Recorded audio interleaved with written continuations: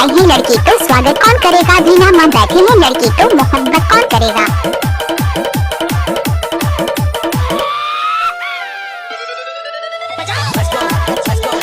पवन पवन पवन sound मंदिरा टोला।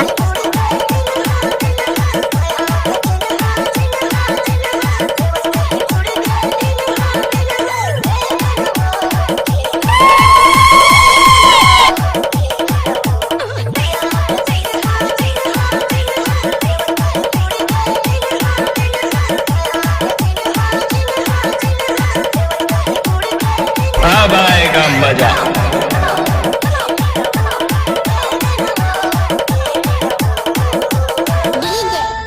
DJ पवन पवन पवन पवन राज।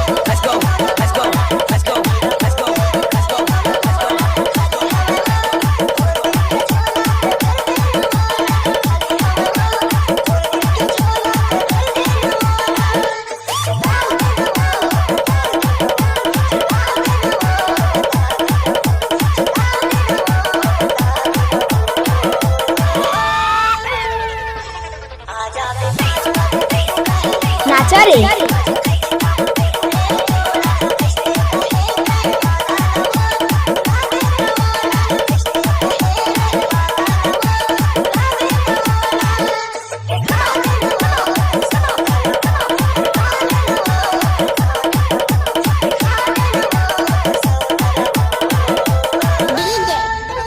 DJ पवन V का mix.